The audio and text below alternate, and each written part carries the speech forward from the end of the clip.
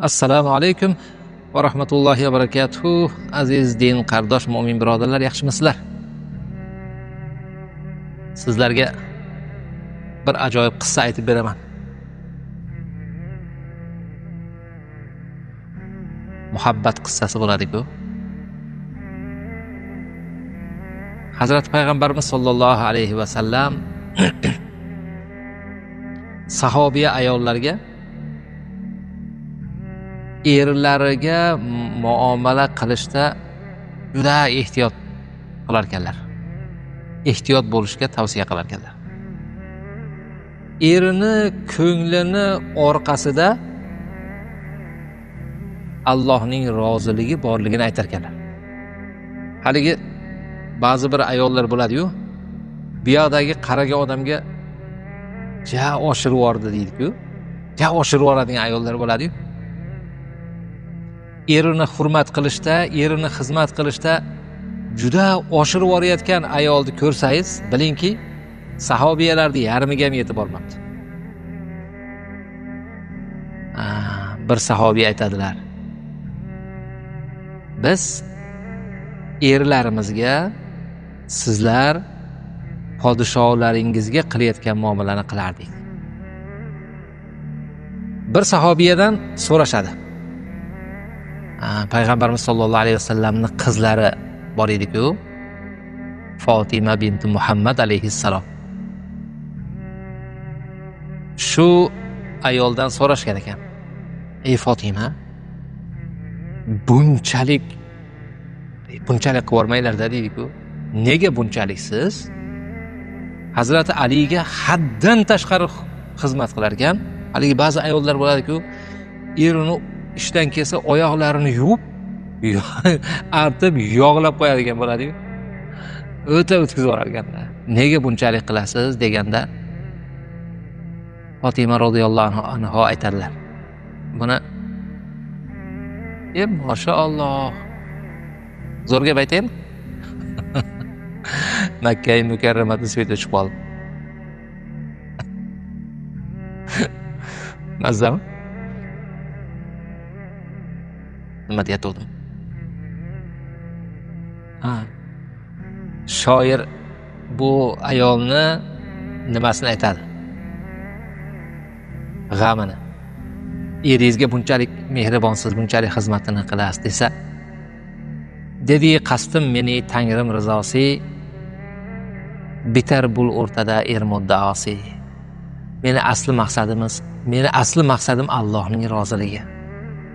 Allohning roziligini o'rtasida erning muddaosi bor. Ayol kishi Allohni rozi qilishligini yo'lida erni rozi qilishligi bor. Agar erni rozi qilsa, Allohning rozi qilgan bo'ladi. Asli maqsadim shu deb qoldi.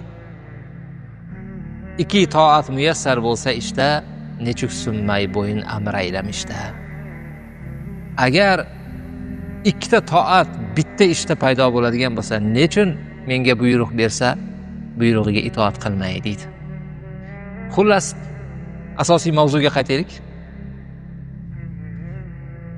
Bir sahobiya bo'lardi. Payg'ambarimiz sollallohu alayhi vasallam Madinai Munavvaraga borganlar-ku, Madinaliklarni bilasiz, ansorlar deydi. Ansoriya sahobiyalardan ismlari Ummu Sulaym bo'lgan, Kuniya deyiladi, Sulaymning onasi.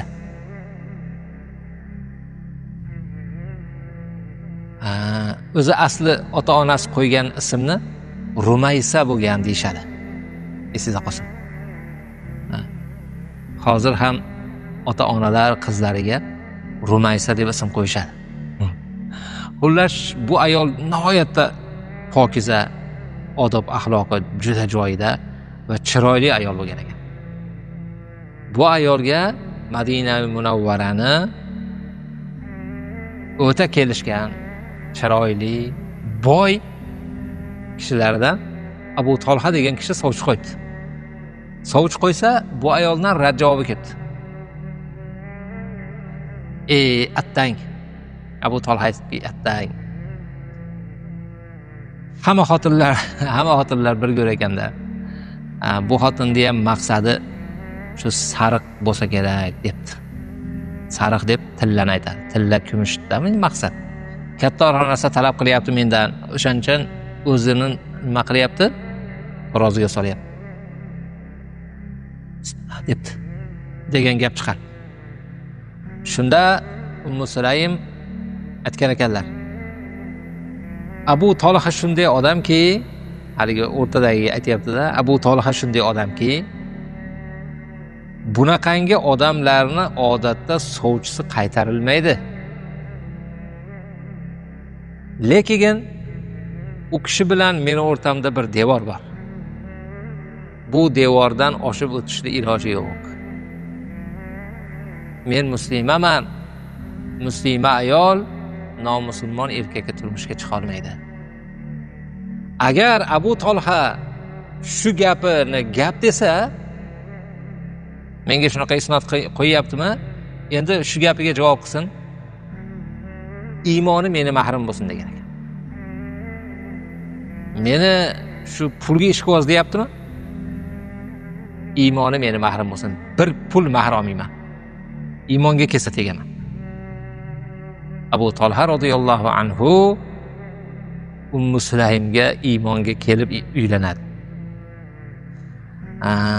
Nikohlar rosa chiroyli bo'ladi. Judayam bir-biriga mehribon. Bir-biriga mehribonligidan oshib Payg'ambarimiz alayhissalomga xizmat qilishlikda bu ikkovini deyarli tengi bo'lmaydi. Endi Ummu Sulaym sahobiya-ku, Payg'ambarimizning ta'limini olgan, erini haddan tashqari xizmatini qiladi. Eri Rasululloh bilan birga ertamadan ketar ekan, ertamatanda Rasululloh oldiga borib olgan, kechasi qaytib keladi. Yoki 3 kun 4 kunlab safarga ketadi. Bir o'g'illari bor edi, kasal bo'lib qolgan. Kasal bo'lib shu zo'rg'a nafas olar ekanda ko'kragi ko'tarilib tushib, yosh bolacha. U nima Abu Tolha rosa yaxshi ko'rgan hali bola. Yaxshi ko'rib, shu mehribonchilik qilib, yonida o'tirib, yana Rasululloh oldiga ketib, shunaqa qilib yurgan. Bir 5-4 kunlik safarga ketib, qaytib ketdi. Qaytib kelganda shu 1-2 soat bo'lgan ekan, bolasi vafot qilgan ekan. Ummu Sulaym erini kelayotganini bilib, uydagilarga aytdiki, bolani vafot haqida men o'zim aytaman. Sizlar indamay turinglar. Dedi. Ichkari xonaga olib kirib, bolani o'rab qo'ydi. Erini rosa chiroyli kutib oldi. Issiq ovqatini berdi, issiq choyini berdi. Keyin e'tibor qiling, Payg'ambarimiz alayhisolatu vassalomni ta'limlari shunday bo'lgan ekanki, safardan kelgan er hammasi ayolini sog'inib keladi. Ayoli shunga yarasha muomala qilsa. Ummu Sulaym juda ham chiroyli bo'lib, yaxshi kiyimlarni kiyib, yaxshi atirlarni sepib, o'ziga oro berib kirdi. O'zi aytadi, shu vaqtgacha ham bu darajada o'zimga qaramagandim. Eng shu oliy darajasiga qildi. Keyin bular ikkovlari birga bo'lishgach, Ummu Sulaym radhiyallohu anha erlariga aytdiki, ey Abu Tolha degani bizi o'zbek ayollarida dadasi deydi-ku, dadasi. Sizga bir narsa aytmoqchiman. Nima aytasiz? Avval menga savolimga javob bering. Agar sizga kimdir omonat bersa, biron bir narsani, uni mazza qilib ishlatsangiz, keyin egasi so'rab qolsa, berasizmi? Beraman. Qanday berasiz? Xafa bo'lib, qovog'i solib, norozi bo'lib berasizmi yo chin dildan xursand bo'lib rahmat aytib berasizmi? Ikkinchisi chin dildan beraman. Dadasi o'g'limiz Allohning omonati edi, egasi oldida dedi. Degan edi, Abu Tolhani boshidan qaynoq suv quyganday bo'ldi. Shunaqa xafa bo'ldi, shunday diqqat bo'ldi. O'zi bu ayol buni xursand qilmoqchi edi. Bu xafa bo'ldi. Xafa bo'ldi-da, siz qanaqa ayolsiz dedi. Narigi xonada meni jonimdan aziz bolam o'lib yotsa-yu, men bu xonada siz bilan birga bo'ldimmi dedi. Diqqat bo'ldi, endi sabr qildi. Aziz do'stlar, shu joyda bir ajoyib narsa bor. Agar mana shu hadisni eng ishonchli va eng buyuk muhaddislar ittifoq bilan shunday rivoyat qilmaganda, bu gapga uncha-muncha odamning ishonishi qiyin. Qaysi ayol, ya'ni o'lgan bolasini nariga xonaga yashirib qo'yib eri bilan birga bo'ladimi? Bu tarbiyani uncha-muncha odam ko'tara olmaydi. Payg'ambarimiz alayhissalom tarbiya qilgan ayollar shunaqa edi. Avval eringni xursand qilasan, keyin dardingni aytasan. Hech kim ayta olmaydiki, ona otadan ko'ra pastroq yaxshi ko'radi bolani. Yo'q. Ona bolasi qorniga tushgandayoq yaxshi ko'rib qoladi. Ota balkim tug'ilgandan keyin 1 yashar, 2 yashar, 3 yashar bo'lganda yaxshi ko'radi. Masalanda ona esa qorniga tushgandayoq yaxshi ko'radi. Shunchalik bo'p turib ham shunaqa nimasi balataganda endi Muslim. Xullas borib Rasulullohga xafa bo'lib aytib berdi. Ya Rasululloh, shunaqa qildi-da dedi. Dedi payg'ambarimiz sollallohu alayhi vasallamga qarab, Mashalloh, shunday qildimi? Ya'ni shu darajada sizni qadrladimi? Bolasi o'lib yotsa ham sizni xizmatingizni qildimi? Bu boshqa gapni aytyapti. Rasululloh boshqa gapni aytyaptilar. Ha, shunday bo'ldi. Alloh dedilar. Ummu Sulaym bilan Abu Tolhaga shu kechalarida baraka ber dedilar. Duo ijobat bo'ldi. O'shanda Ummu Sulaym homilador bo'lib qolgan ekan. Hech qancha vaqt o'tmasdan eslatib o'tay, Ummu Sulaym mashhur sahobiy. Payg'ambarimiz sollallohu alayhi vasallamning xodimlari Anas ibn Malikning onasi bo'ladi. Bu Abu Tolha bu bolaga o'gay ota. Bola tug'ildi.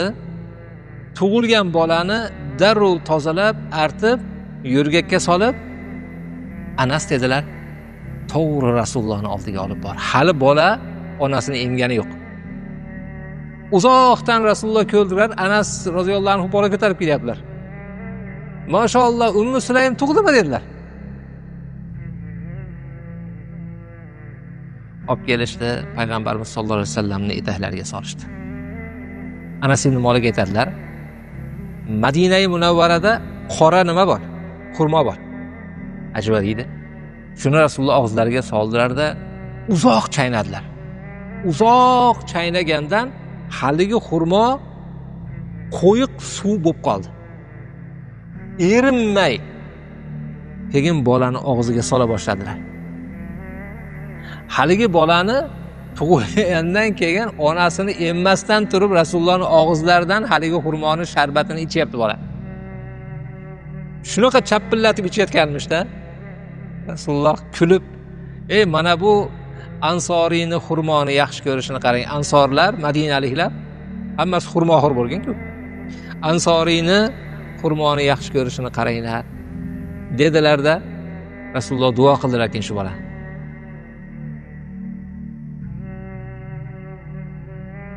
Ajoyib ish.